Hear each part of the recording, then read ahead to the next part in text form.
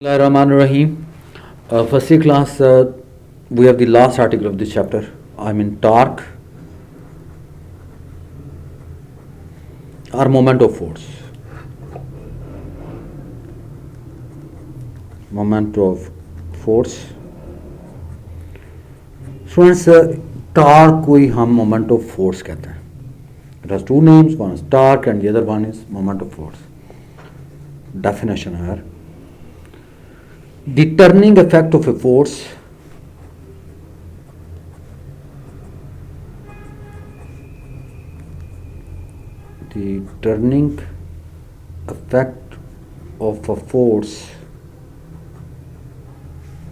produced in a body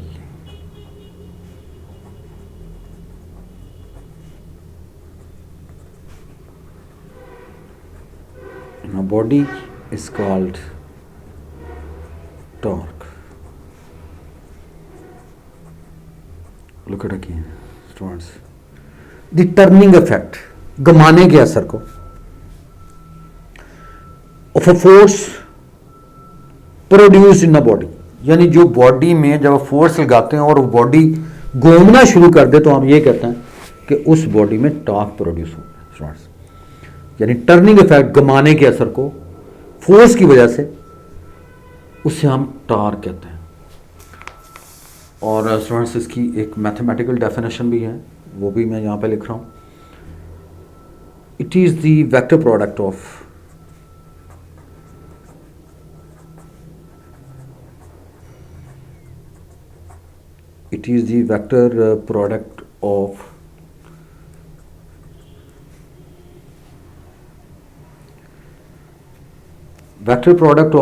perpendicular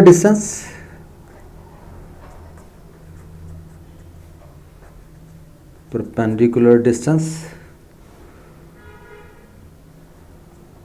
from its line of action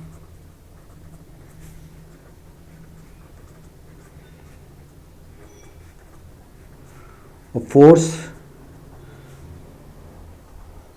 to the pivot point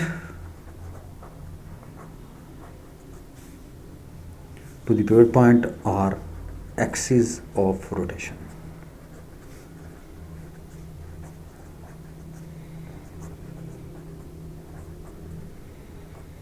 Pivot point or axis of rotation, and it is a vector quantity.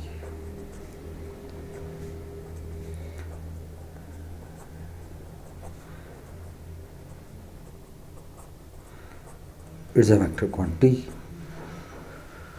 So it's and it's a vector product of the perpendicular distance from the line of action of the force to the pivot point or axis of rotation and force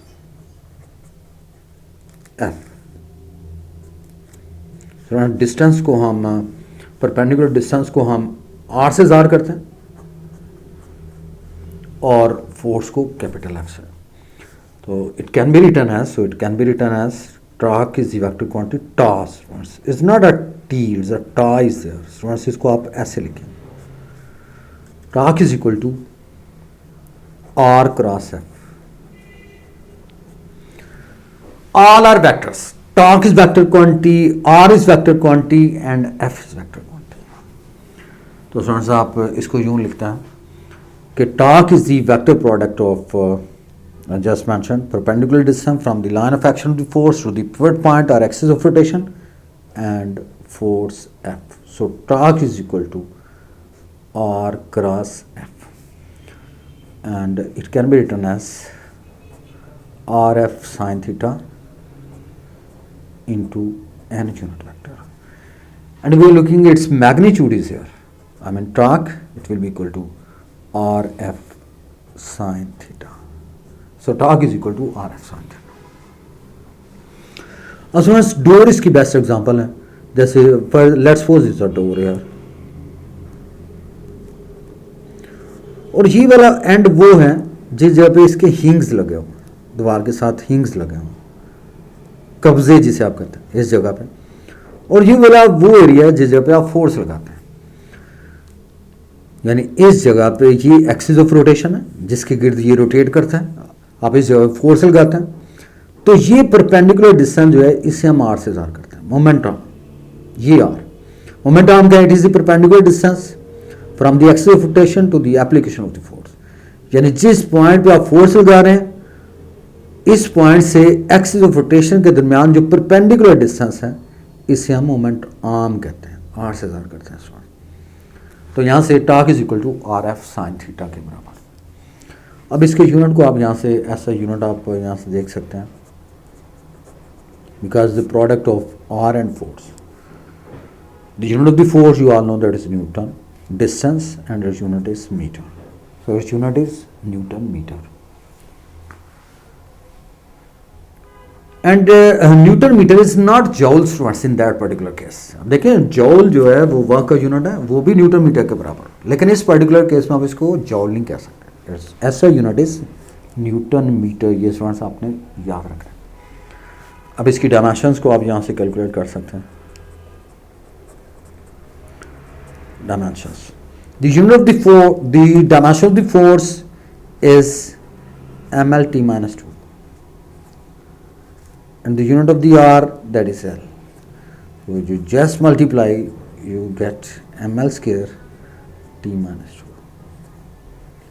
So the dimension of the torque is ml square t minus 2. Now torque is a vector quantity. Torque students एक vector quantity है और इसकी direction जो है, its direction is perpendicular to the plane containing R and F and it can be determined by right hand rule. ये students आपने याद रखना। इस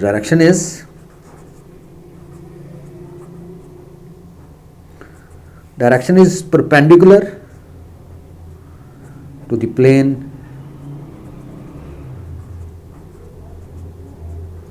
containing R and P, R and F, because it's a force. And torque is also named as moment of force. So it is perpendicular to the plane containing R and F, and direction can be found by right hand rule students. अब इसकी example students torque की बेशुमार है। आप ये कह सकते हैं tightening of nut with a spanner. Spanner आप रेंच को कहते हैं, रेंच से आप किसी नट को टाइट करते हैं, तो that is the example of the torque. Students इसके स्पेशल केसेस को हम यहाँ पे डिस्कस करेंगे।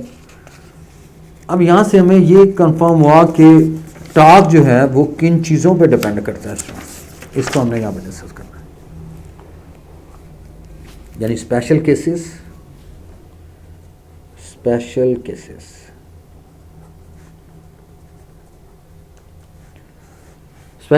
में case number 1, where the first case is there, and it is when moment arm R and F force, when moment arm R से mention करते हैं and force F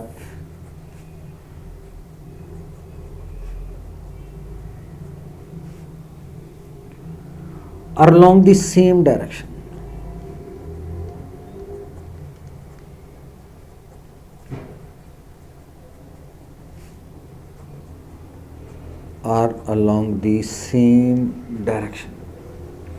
दोनों की डायरेक्शन सेम हो students, theta is equal to 0 degree, then you get torque is equal to RF sin theta. Theta is equal to 0. You insert the values RF sin 0. And we all know sin 0 is equal to 0. So torque is equal to 0. And torque is minimum. और ये वाली torque की value क्या होगी students? Minimum. So that is the minimum torque. Theta is equal to 0. R and F, they are parallel to each other, and we are the minimum torque is here. And case number 2, second case, when momentum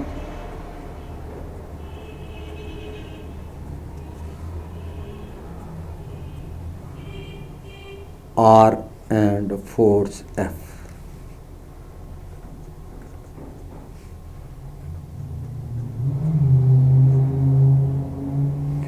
are anti-parallel, are perpendicular, पहले perpendicular कर लें, when momentum R and force F are perpendicular to each other, are perpendicular to each other. Student perpendicular में angle कितना होता है students 90 degree. So inserting the value torque is equal to RF sin 90, and we all know sin 90 is 1 and we get RF, but that torque is maximum torque. इसे maximum torque कहते हैं. यानी if R and F they are perpendicular to each other, so then torque is maximum torque. Case number 3 is there. When R and F are anti-parallel to each other,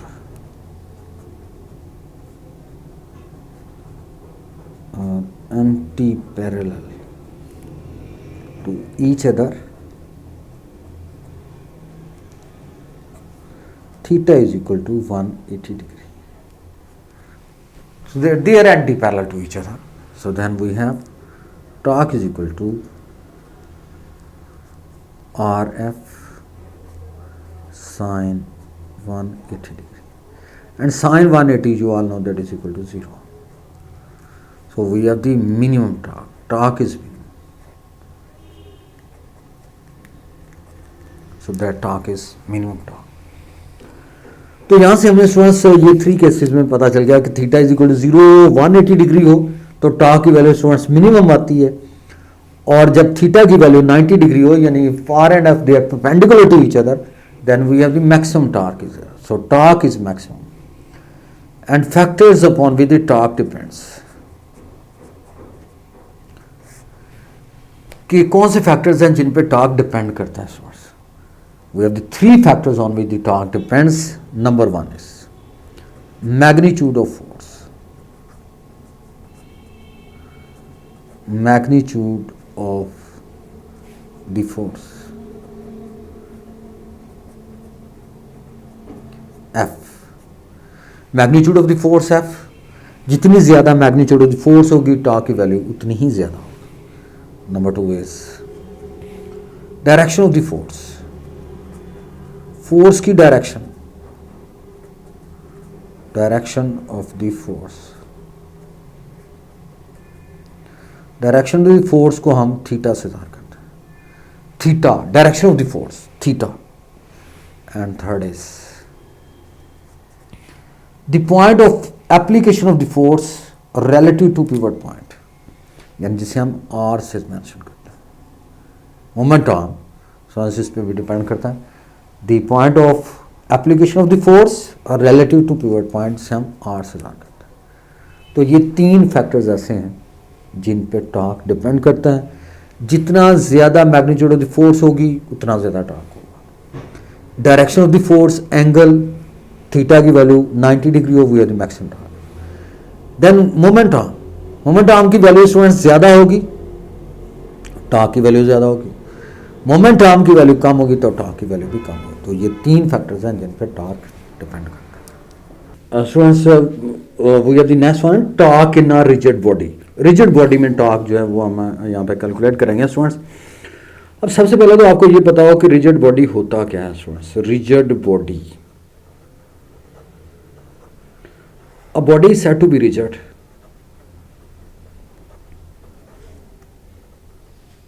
a body is said to be rigid if the distance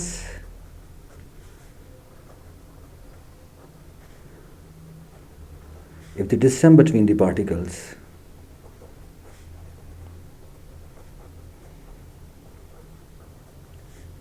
remains same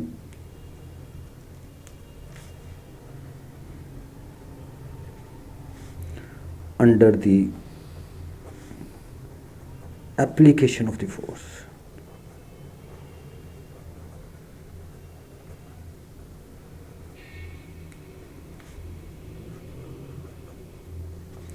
That is named as rigid body. Friends लिखा हुआ rigid body, body को आप rigid body कहते हैं. अगर particles के दरमियान distance same रहे under the application of the force, उसे हम रिजिड बॉडी कहते हैं। फ्रेंड्स एक प्लास्टिक बॉल है, अगर आप उसके ऊपर फोर्स लगाते हैं तो आपने देखा होगा उसकी शेप चेंज हो जाती है। तो इसका मतलब यह है कि पार्टिकल्स के दरमियान डिस्टेंस चेंज हो जाता है, उसे हम रिजिड बॉडी नहीं कहेंगे, क्योंकि पार्टिकल्स के दरमियान डिस्टेंस चेंज हुआ, उसकी शेप चेंज हुई, उसका वॉल्यूम चेंज हुआ। लेकिन अगर यही बॉल हार्ड बॉल हो, जैसे आयरन का बॉल है, तो आप इसके ऊपर अगर आप फोर्स लगाते हैं तो आपने देखा होगा उसकी शेप चेंज नहीं होती, उसका वॉल्यूम चेंज नहीं होता। ऐसे बॉडी को हम रिजिड बॉडी कहते हैं। अब स्टूडेंट रिजिड बॉडी की कोई डेफिनेट शेप नहीं होती। लेट्स सपोज ये डायग्राम है हमारे पास, मैं ये कहता हूँ कि let's suppose it's a rigid body, ये इसका पिवट पॉइंट है जिसके गिर्द ये रोटेट कर सकते हैं, इसे पिवट पॉइंट कहते हैं। And P is the point where the force is acting, ये एप्लीकेशन ऑफ द फोर्स, ये पॉइंट पी है जिसके ऊपर फोर्स एक्ट कर रही है स्टूडेंट्स। अब इसी को यहाँ पे अगर मैं एक्सटेंड करूँ इसी, तो यहाँ पे आप देख रहे हैं थीटा इज द एंगल बढ़ेगा। अब इस एफ को टू कंपोनेंट्स में रिजॉल्व कर दें, यहाँ पे नॉर्मल ड्रॉ किया, that component is vertical component, I mean F sine theta, और ये हमारे पास कौन सा कंपोनेंट होगा स्टूडेंट्स, एफ कॉस थीटा। अब देखिए आर भी एक वेक्टर है, एफ भी वेक्टर है। पहले केस में, केस नंबर 1 में हम एफ को इसके कंपोनेंट में सॉल्व कर रहे हैं। थीटा के सामने perpendicular component F sine theta, theta के साथ we have the X component that is F cos theta. अब देखिए F cos theta that is the component of the force, ये पार्ट है फोर्स का, हिस्सा है। अब आर और इस पार्ट के दरमियान एंगल क्या है, 0 है, और एंगल 0 हो तो आपने अभी पढ़ा था कि टॉर्क की वैल्यू क्या होगी, 0 होगी students. So torque will be minimum, I mean 0 होगा। So the one component is remaining and that is the vertical component, f sin theta जिसे आप कहते हैं। So in this case torque is equal to r into f sin theta. So torque is equal to r into f sin theta. अब इनको आप solve करें तो torque will be equal to, ये बराबर होगा जी r f sin theta के equal. So torque is equal to r f sin theta and it is equation number 1।